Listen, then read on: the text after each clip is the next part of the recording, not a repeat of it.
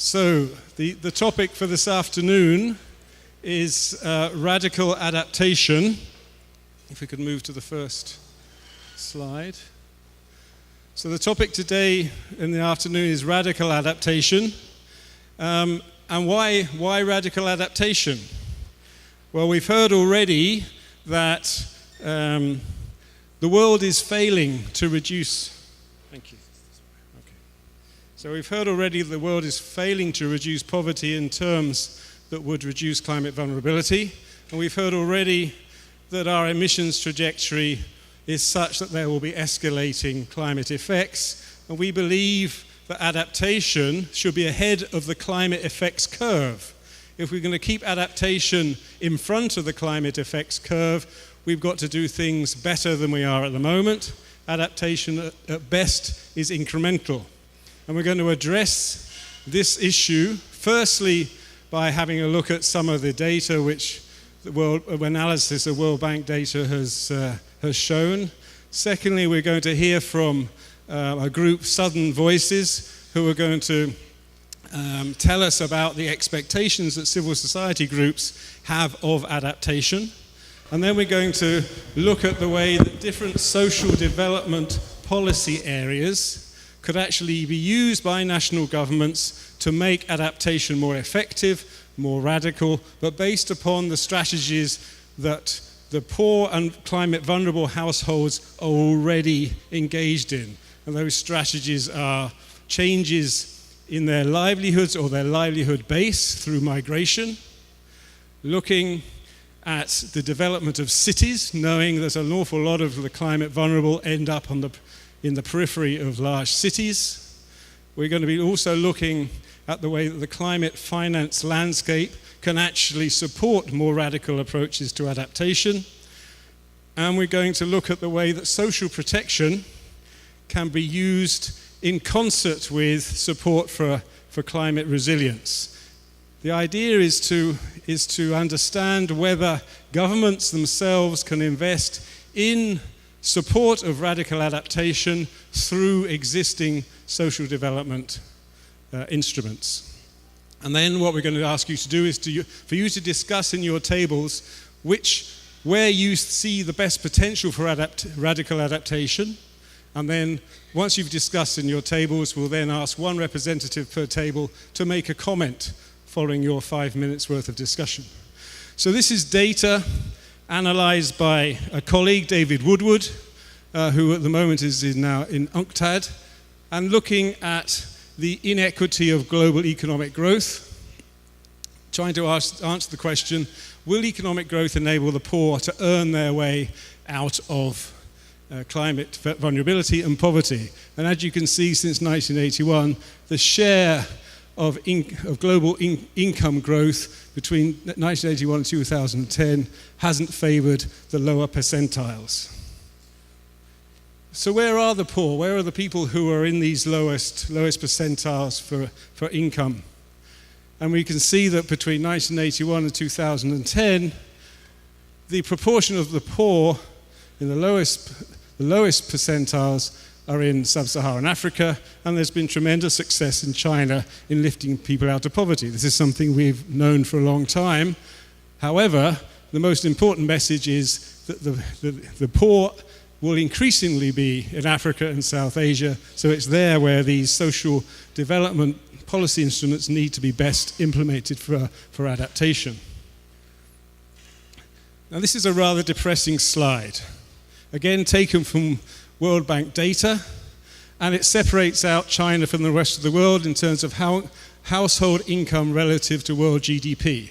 And you can see that although there's been success in China in terms of the lowest 5 percentiles, in terms of their share, their increase is decelerating, and the rest of the world is actually looking at an accelerating decline, therefore a greater inequity for the lower percentiles in income.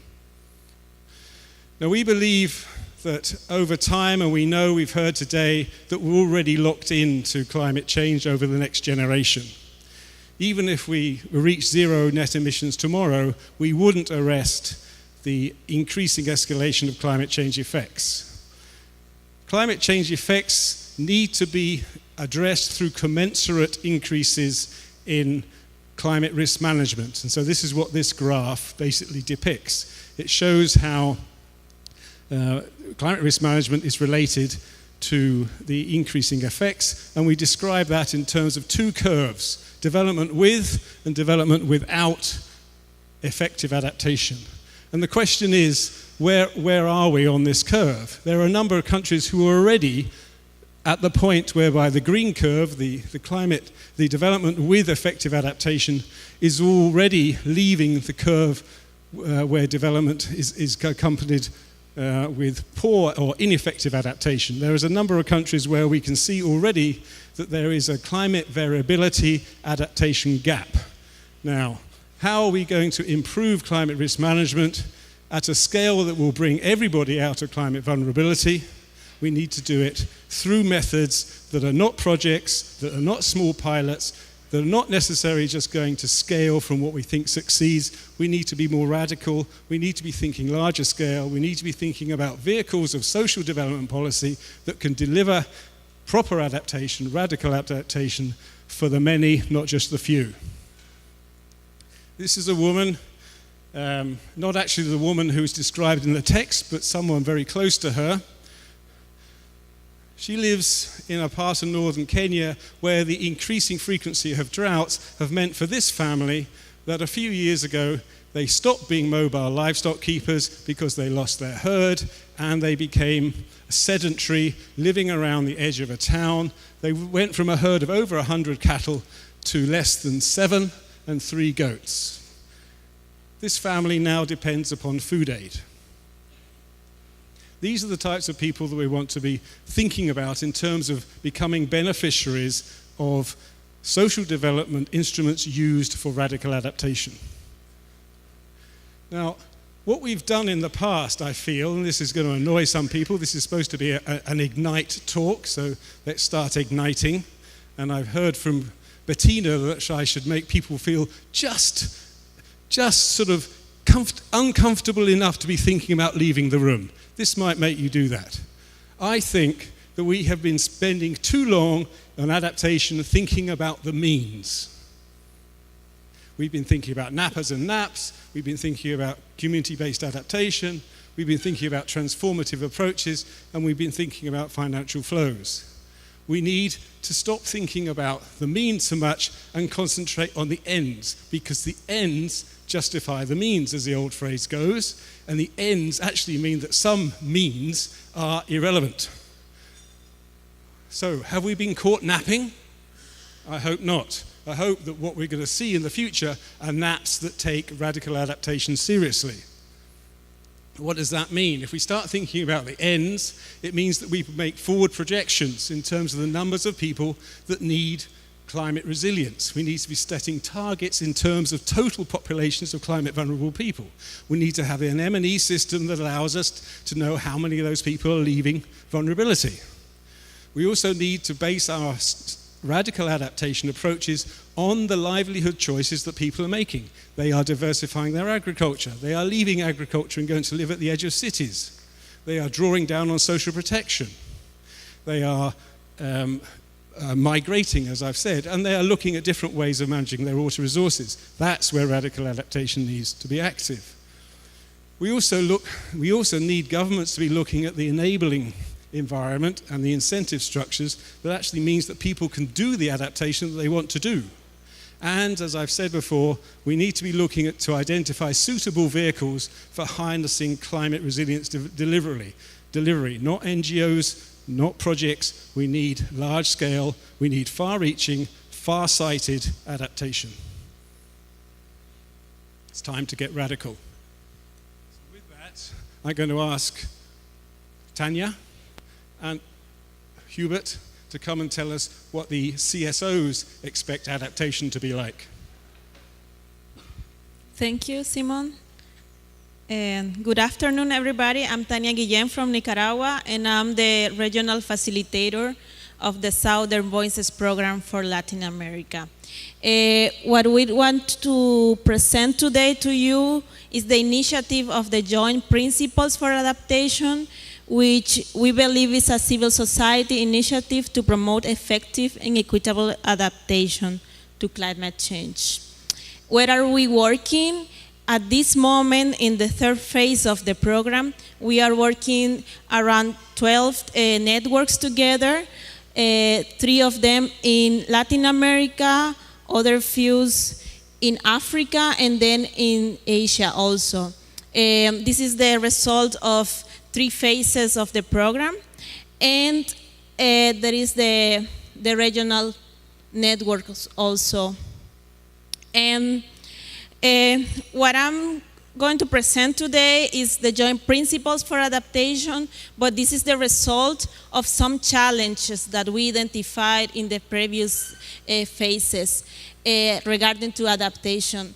We identified that there is a top-down central planning regarding adaptation, so there is no identification of the needs from the communities before planning.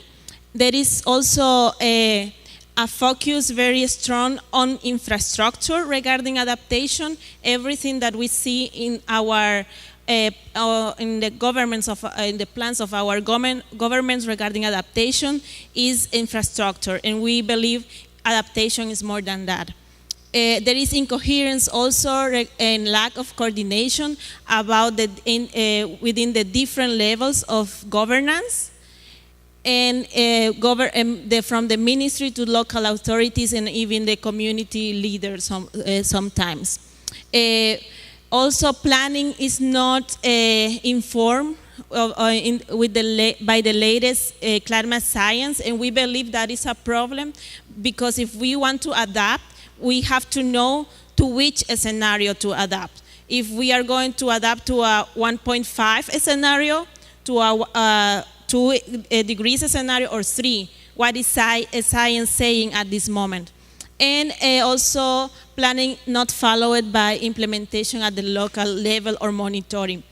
And therefore, we started to believe that there was the need to have some guidance regarding adaptation. And then we started to work with the GPA, which are the joint principles for adaptation, which we believe is a benchmark for good national adaptation planning. It will be also a tool to guide civil society advocacy and shape dialogue with governments also. It will facilitate learning between civil society networks in a joint process. Is already been a dialogue, because we are working with them since the beginning of the year, and we have some experience in some of the countries that I showed before, that we are also already working with our governments, for example, in the case of Malawi, of Sri Lanka also. And we hope we are updating them, the proposal in this year, and we want to launch the principles by in the COP21. But why we do believe that these joint principles are a benchmark? Because they will help us to go from isolated adaptation projects to national adaptation policies. Because also we identify that we have similar challenges across countries regarding adaptation initiatives, because they have not been effective or equitable. There is a need to scale up civil society local experience regarding adaptation. We know that civil society organizations are working since years in adaptation, but most of the time these experiences are not taken into account in the national planning. And also there is a benchmark that can pull civil society and government learning from good adaptation solutions. And I give the micro to Herbert. Thank you. So thank you. Just to finish up the presentation, I am... It's the same.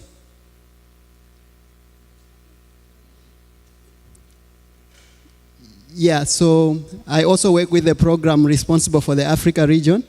This is just to show how we came up with the current set, the current version of the principles that we are working with. We had different inputs from different networks that were shown before at different regional scale, including some workshops that were held in Africa, but also through the COPs at COP19. And we had an initial set of 15 principles, and then we came to the CBA 8 in Kathmandu, where we crystallized them and came up with 7 principles that I'm going to show you just in a minute.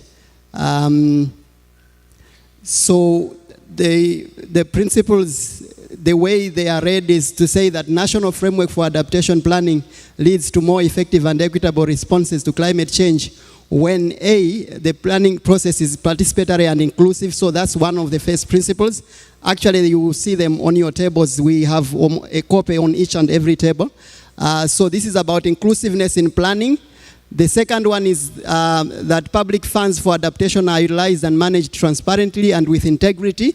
So ensuring that whatever is committed in all the development plans and strategies is actually delivered and delivered efficiently. And the third principle is that government sectors and levels of administration have defined responsibilities and appropriate resources to fulfill them. And this speaks to some of the challenges that my colleague Tania was explaining about. And in fact, one of the challenges that we see in terms of adaptation is that sometimes you may have a very good national plan and maybe priority setting, but when it comes to actual implementation, you find that some of the sectors do not necessarily own the plans, and therefore they have no clue about what should be happening. In terms of the fourth principle, we're talking about local adaptation plans through community-based approaches are a core element. In other words, there should be a connection between whatever projects or initiatives that someone is doing at any scale with what is actually decided or determined upon at every level, whether it's a local plan or it's a national plan of adaptation. Then we're talking about the resilience of women and men who are most vulnerable to climate change is built, so that we are able to take into consideration the differentiated impacts of climate change. Then we also talk about the balance between investment in physical infrastructure and the building of skills and capacities, so that we just don't focus on things that are big and infrastructure, but we also ensure that we are building resilience through capacity building processes. The last principle talks about plans responding to evidence of the current and future impacts of climate change, which talks about ensuring that the plans are actually informed by current knowledge at local level, but also incorporating indigenous knowledge and technologies. So these are the 7 principles. You might discover that maybe some of them are in a way talked about in different ways, whether it's in the UNFCCC, you talk about being gender sensitive, we talk about community-driven approaches, but this is an effort to try and unpack that language so that it becomes usable when people are doing planning and implementing adaptation approaches at local and national level. So each of those principles is broken down further through a set of criteria. So like the first principle that we talk about, planning being participatory and inclusive, we define the criteria that helps us to understand if that is actually the case. So we talk about the knowledge and experience of local communities and indigenous peoples being incorporated. So that's one element, but also not just being incorporated, because you can do that without the participation of the people. But we also say that communities that are affected by climate change should actually participate in defining the options and priorities. Similarly, we also talk about how the knowledge is shared and disseminated. When you have a plan, for example, how do you ensure that that plan is actually understood by the intended audience, the people that are supposed to use it, and in terms of undertaking various adaptation options and practices. So this is just an example to show that each and every one of those 7 principles has got an accompanying criteria of what we mean of what it will take to ensure that we achieve that particular principle. So we will not go into all those principles, but this is just to illustrate. And against each of those criteria, we also go down further to actually do the scaling of, for us to understand at national level, for example, to say where are we as a country in relation to this criteria. So we also have some kind of descriptive methodologies that help us to understand. So that's all I can say. This is our contribution to the thinking about being radical when it comes to adaptation planning and implementation. Thank you.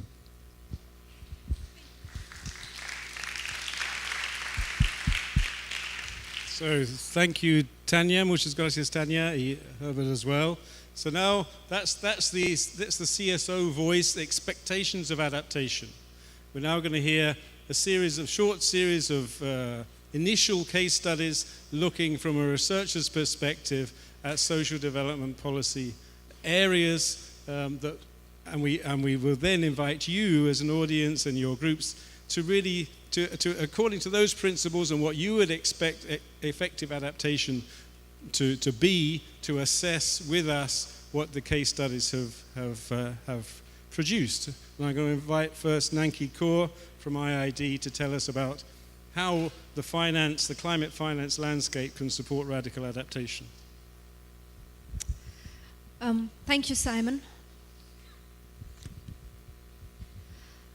So this is a case study that we've developed, which Simon's outlined. There's a need to focus on the end. So this case study looks at how do you actually finance radical adaptation. It's been developed with colleagues at IIED and DFID and draws on work that we are doing with partners in Ethiopia, Rwanda, and with the government network on climate change mainstreaming. So when we are talking about financing radical adaptation, the first question that we started to look at is what do we really mean by when we say there's a need to invest in radical adaptation. So across countries, I think we can broadly divide investments into two kinds.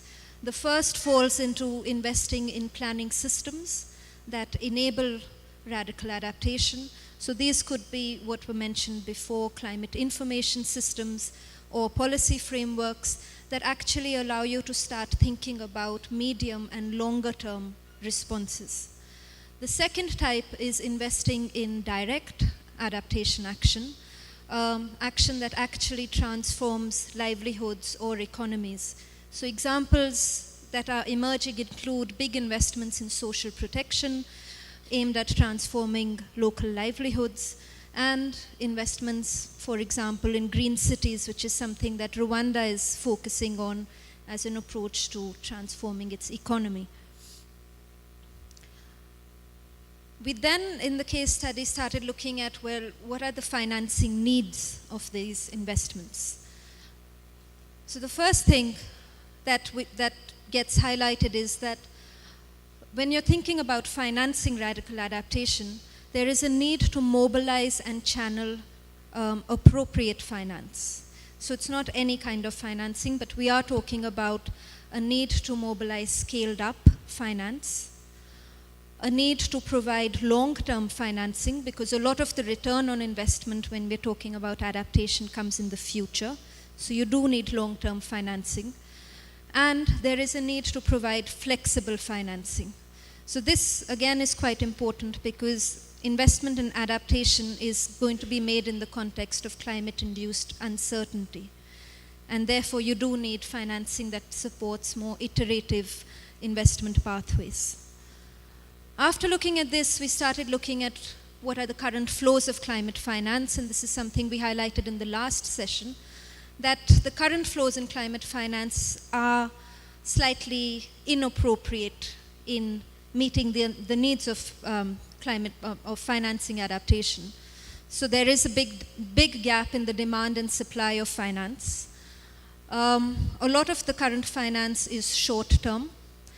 It's projectized, it's subject to political cycles. A lot of the private finance is dominated by project investors who have a short-term return on investment as opposed to institutional investors.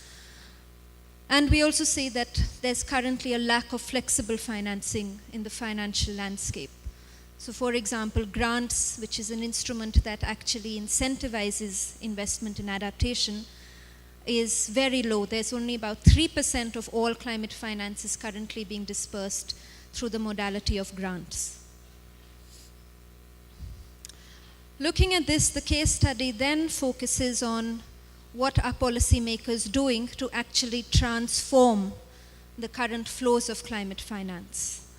To understand this, we've worked with or adapted the framework developed by the Climate Policy Institute Initiative, and that is the Climate Finance Landscape Framework, which basically looks at how policymakers use financial intermediaries, instruments, and planning systems to actually mobilize scaled up, long-term, and flexible finance.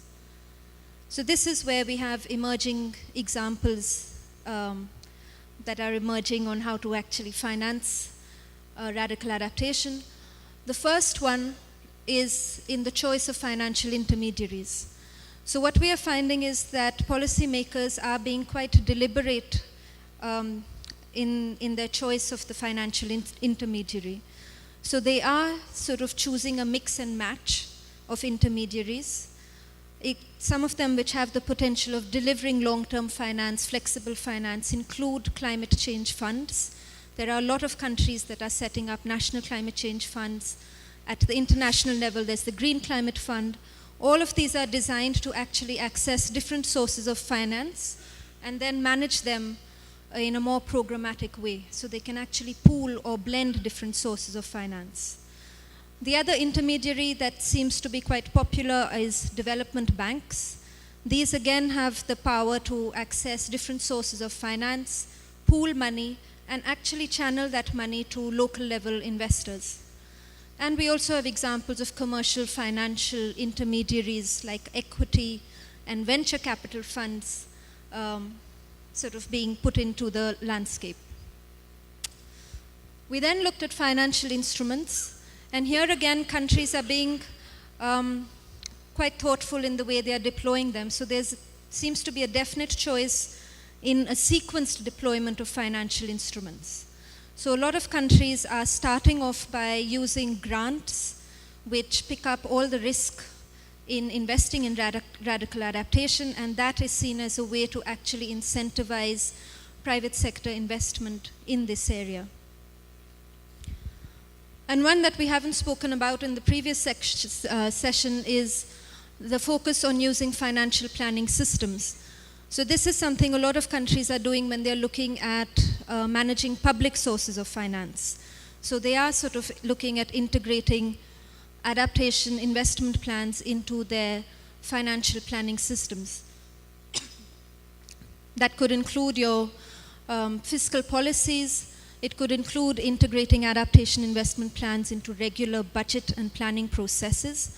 Nepal is an example which has developed a climate change budget code, which it's using to actually leverage climate finance for adaptation. And they are integrating them into your public finance management systems. So the policy options that we've outlined are three.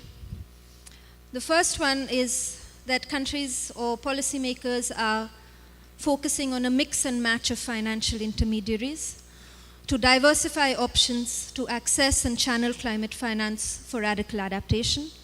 So that could be mixing climate change funds with development banks as a way to access different sources and then channel money appropriately. Countries are definitely using sequenced deployment of financial instruments. So you can see most countries starting off with grants, moving to guarantees and loans, and then hoping to draw down on equity and debt finance. And a lot of countries have started focusing on integrating adaptation investment plans into financial planning systems, again as an approach to leverage scaled up, long-term and more flexible financing. So I'm going to leave it at that and would welcome your feedback on this.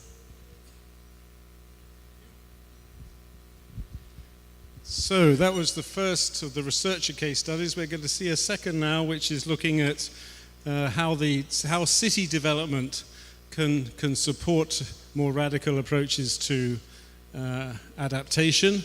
And we're joined, albeit virtually, by David Satterthwaite, who was one of the original researchers in IIED and well known in the urban development world. I guess I can talk between that. Migration is complicated. This isn't a new finding. You'll see this in almost every country. A lot of people are doing research on migration. Migration and climate change have been linked countless times, and you can just look on the internet. There's plenty of research on migration. But the issue that we faced in Bangladesh, based on the 51 interviews that we conducted throughout the city, there are multiple reasons why people migrate. Plenty of you, I'm sure, are migrants yourselves. There's not just one reason why people migrate. It's very complex, it's very complicated. It wasn't our intention to simplify the debate or to say that climate change is a direct causation to migration.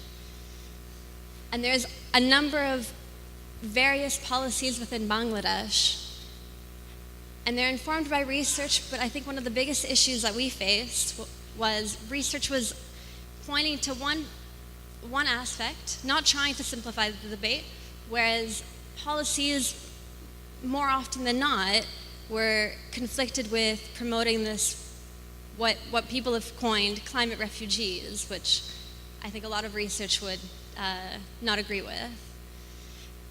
And so not all of these are necessarily adaptation policies. Bangladesh is doing quite a bit of development. But the first two, the National Adaptation Program of Action and the Bangladesh Climate Change Strategy and Action Plan, have both pointed to migration, but specifically to sudden onset events.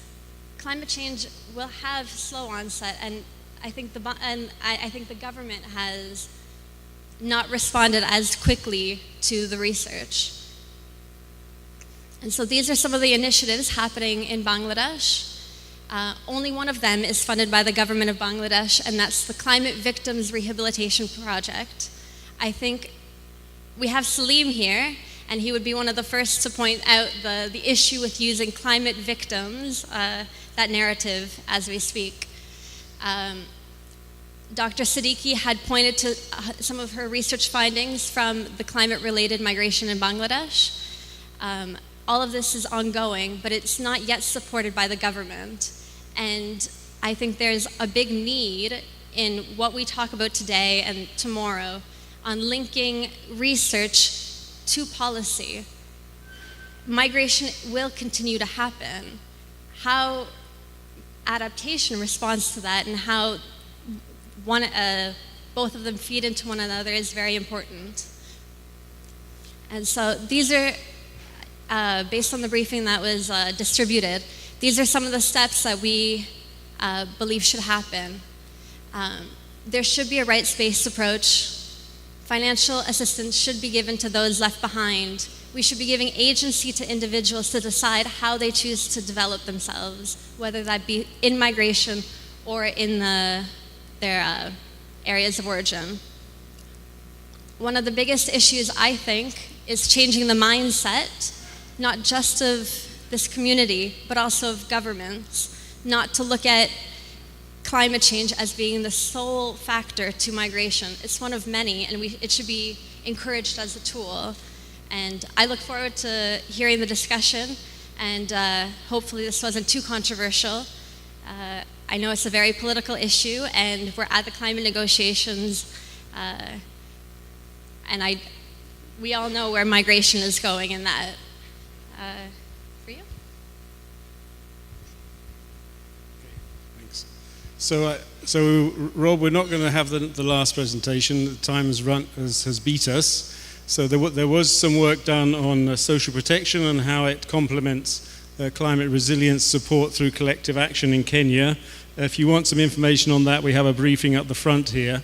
But we're already coming up to time where we would actually like to hear from you. So, from what you've heard and from what you know, do you see, one, the need for a more radical approach to adaptation? Does adaptation need to be more far-reaching in terms of the numbers of people that it is benefiting and far-sighted in terms of whether it is able to preempt its escalating climate effects? And secondly, do these social phenomena of urbanization, of migration, social protection and poverty eradication measures, do these things represent an opportunity? Do they represent vehicles to launch a more radical approach to adaptation? And if it did, and if they are vehicles that could launch a more radical approach to adaptation, would they then comply with the expectations and the principles that Southern Voices have put out. So, we'd like to hear from you. This work is just at its beginning. We'll be continuing through the following year, doing more on adaptation by smallholders, adaptation within the water sector, and a further piece on migration in Ethiopia. I'm going to be saved by Tom, who's going to make a comment, as learned as possible, and then we'll ask more people to join in, please. Simon, thank you very much. Tom Mitchell from ODI. Congratulations to the IIED team for a really strong set of briefings here. I had two questions, really. One, I think it would be interesting to see and hear perspectives on how the language, the narrative about radical adaptation has been received. Firstly, because I remember back to the Barry Smith paper that started laying out every different dimension of adaptation, autonomous and planned, and I can't even remember the other ones now, but there were lots of them, and radical seems an addition there, and in some senses, I suppose, broadly aligned, somewhat aligned with transformational adaptation that others have talked about, or sustainable adaptation. I think we get a little bit lost here, and I just wondered how radical sits within that landscape as a as a useful term for policy communities. And the second one is that what I haven't seen so much in the presentations is a discussion about economic growth and the processes around economic growth and investment that we heard about in the previous panel we had in here, and the extent to which then almost separating out an adaptation language and discourse may create a problem of separation from those core processes of economic growth and development, which actually are probably needed to be influenced if we're going to create the scale of change necessary to adapt to the complexity of the risk landscape over the coming decades.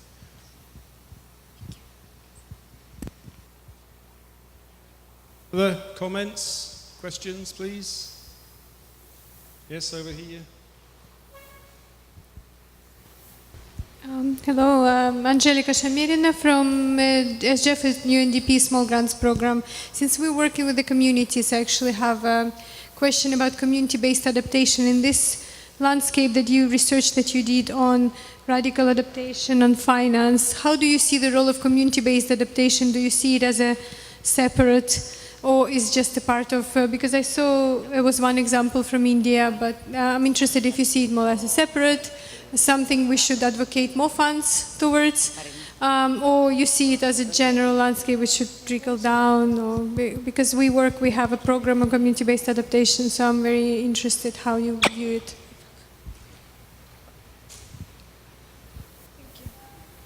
Anybody else with a comment or a question, please? Yes, there's one here in the middle, and then I'll ask my colleagues whether they want to respond. Oh, then Michael. That's Williams from Leeds. My question's around, we have seen so many approaches to things that are quite innovative. And in order for them to become a reality, there is an element of how we can shift some mental models and attitudes towards some of the approach that you are mentioning. And I would like you to share perhaps your perspective on that. What are the sort of mental models, what needs to be done to change attitudes that would create an enabling environment for some of what you are proposing maybe becoming a reality?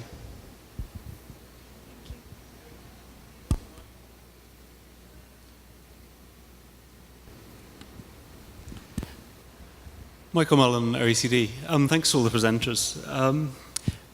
I think slightly to kind of touch on what Tom said just now, it'd be great to have your views on what you mean by radical. Like, for example, is it a question of quantity or quality? Is it stuff that we're basically familiar with, but just doing a lot more of it, reaching a lot more people? Or is it doing things fundamentally different in some way? And if so, is there a tension between those two aspects?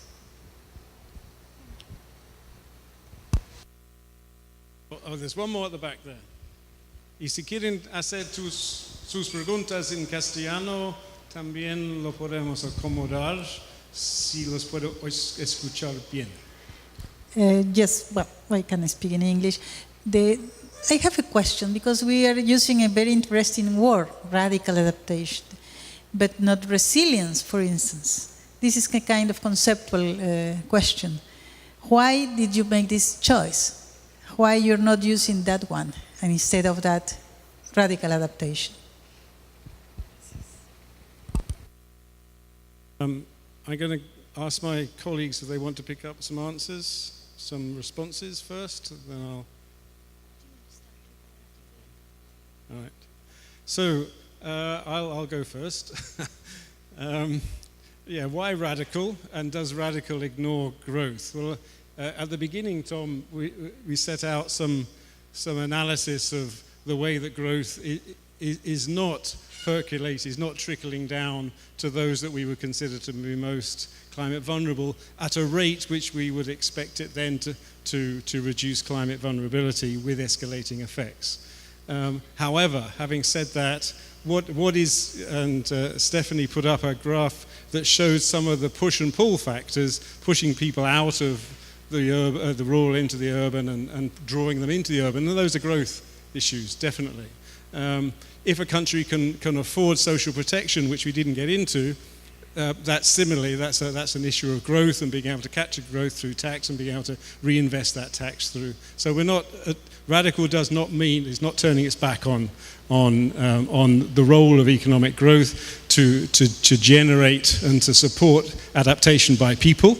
But what we're saying is that perhaps governments will have to accompany the growth transmission factors with social policy, and that perhaps some of these social policy instruments represent a way of making, if you integrate climate risk management properly into any of these, management of migration, the management of city development, second city development, particularly the management of social protection, then it's more likely that those that are not going to benefit enough from growth to be able to adapt quick enough will be captured, and that's the basic idea.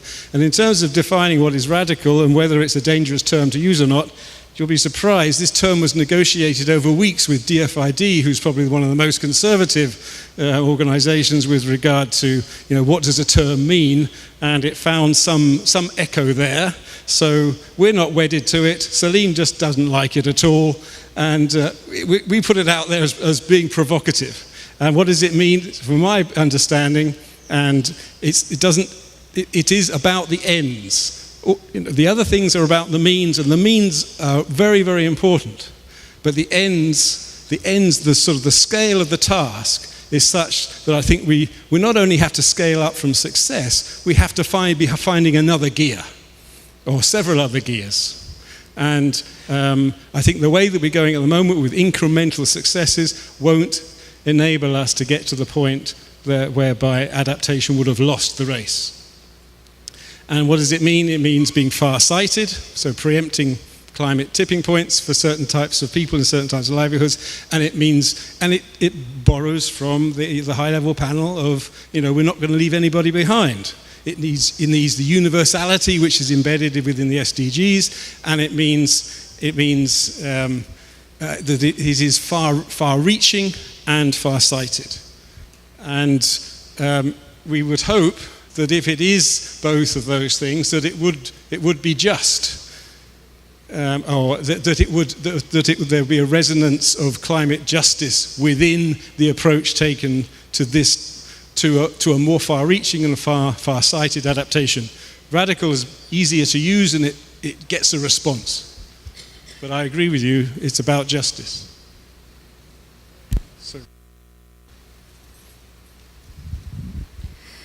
I'm going to try to pick up two of the questions. One was on what we mean by radical adaptation. So for the finance case study, we've, I think, been looking at it more as sort of your understanding of transformative. So it really is looking at how you transform the current flow of finance. So if we are saying that it's not appropriate, we are looking at how to transform away from that state of financing, from short to long term, from not scaled up to scaled up finance, etc. And Tom, the question on whether it focuses on separation of adaptation discourse from economic growth. That's something in financing that we are not seeing. So one of the design choices that are emerging is a lot of countries are integrating adaptation investment plans into regular development planning systems. And that's basically integration into economic growth agendas. So they are looking at using their fiscal frameworks or their existing budget and planning systems, which is your annual sort of programmatic planning, and using that as a way to actually transform the climate finance landscape. So it is very much aligned to existing economic growth agendas and planning systems.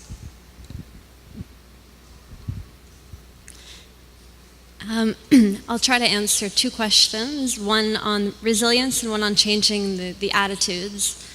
As you'll see in the briefing, I don't feel like we are fighting the notion of moving toward building resilience. Actually, we didn't try to look at it as migration or development. We tried to look at it as providing agency to individuals that are vulnerable to make their own decisions. And so we wanted the research to reflect that, and our findings, we hope, are honest in that way, and not specifically maybe blaming climate change on pushing migration, but it being one of many factors. And there is an issue of changing the attitudes. I think even if you just look around, there are no negotiators around here. Changing the attitude of governments is very difficult. And the media, I just had a media interview that kept pushing this idea of migrant or climate refugees, and they've taken that and run with it. And I think the research is now trying to respond to that slowly, and you have organizations like CDKN that are using different types of media, different types of briefing, whatever they can to get to policymakers and to get to decision makers and give them an honest response. I know people have put this as like, this is the human face of climate change, but we need to be accurate, and as researchers, we should aim to not generalize, but to inform policymakers. Let me take the question about how we make bottom-up community-based adaptation meet top-down national planning and indeed even global planning. Those of you who are involved in community-based adaptation may be familiar with a series of international conferences that the community of practice working on community-based adaptation has done. We heard reference to it. The last meeting was in Nepal, where we had the Kathmandu Declaration on community-based adaptation. We'll have the next meeting in Kenya next April, for those of you who are interested. The theme for the Kenya meeting is on measuring and enhancing the effectiveness of adaptation, because that now is the driving paradigm of how do we ensure effective and radical, transformational, incremental. These are descriptions of different aspects of adaptation that we need to flesh out a little bit, maybe collectively agree on some kinds of definitions which should then be operationalized effectively in the community of practice. So we welcome people's contribution, engagement with us on that. If anybody wants to know more about the conference, do let me know.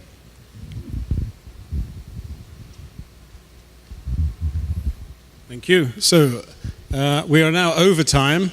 Does anybody want to make a final comment? Yes, there's one in the middle. Can we get a phone to the gentleman at the back there?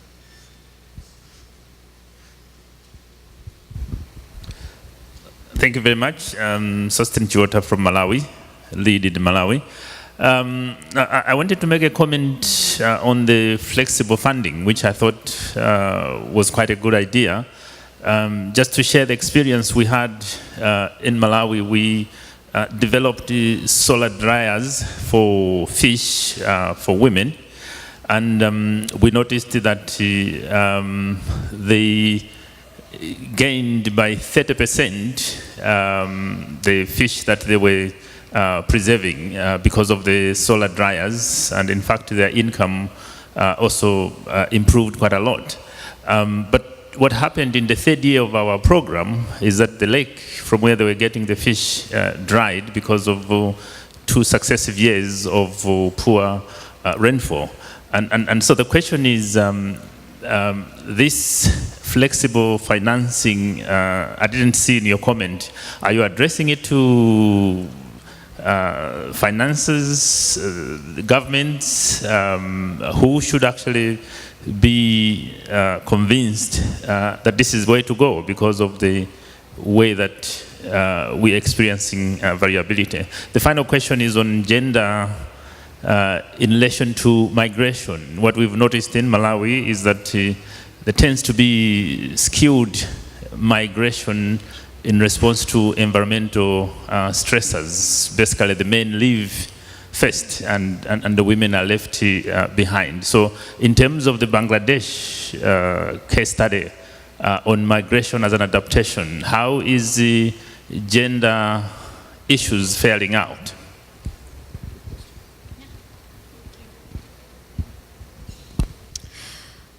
On the flexible financing, this, in our case study, I think was one of the elements that's been least promoted in a lot of the design of debates around financing or appropriate financing. The only example that we've picked up is what a lot of country governments have now started doing, and that is when it comes to public finance, they're integrating it into public finance management systems. So that means you're including it into your annual programmatic budgeting, and they've started using your financial management tools. So that's results-based financing. And that's an example that actually allows you to keep changing your budget direction in response to your investment pathway. So that's an example that would pick up things like the lake is drying, so let's think of adjusting our budget and focusing on something else. But it is one of the least areas of focus at the moment. So we would direct this to policymakers who are designing their financial landscape at the moment. Very quickly, we do have a section on gender in Bangladesh. The majority of migration in Bangladesh has been dominated by males, but slowly over time, women have started migrating, and growth centers, the factories, the household help, women are being pushed not only because they're vulnerable, but migration is giving them an option. And I'll be curious to see what our findings are in Ethiopia with regards to this. I'm sure it'll be very similar. It has been dominated by males, but slowly women are becoming a force to be reckoned with.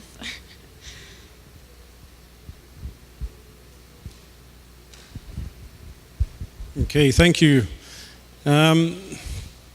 Perhaps an even more radical option would be to have governments that are prepared to look at the way they could address adaptation by linking up in situ adaptation, perhaps through CBA, so making it more possible for people to stay where they are, managing migration, but to second cities, and having the second cities developed in such a way that they are able to receive and welcome and make the most out of people who are moving there, and perhaps aligned to that, to have a financial climate finance landscape which is flexible enough to be picking up the ideas that are generated from understanding how people that have to adapt and people who are vulnerable are choosing or would like to choose if they had the option.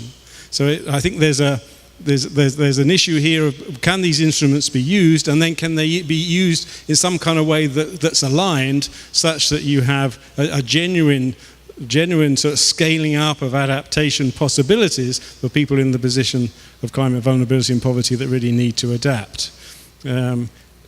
That kind of optimistic thinking about policy coherence across government is what I've just said, very optimistic. But until we start to look at these possibilities and look for the need for it, and until we start, as I say, perhaps to look at the ends, what is it in 15, 20 years? How many people are really going to be having to benefit from a policy that enables adaptation, and how are we going to do that?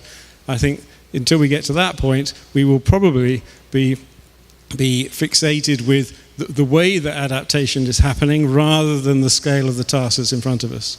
So with that, I'm going to conclude this session. Thank you for staying as long as you have. I think there's another session, a closing session in here immediately after. You might like to take some fresh air and wake up a little bit in the cool air outside in the evening. Thank you very much. Gracias por haber aguantado tanto con nosotros. Espero que van a venir mañana. Hay otras sesiones muy interesantes. Y les agradezco mucho todas las preguntas y comentarios y el interés en el tema. Entonces, gracias.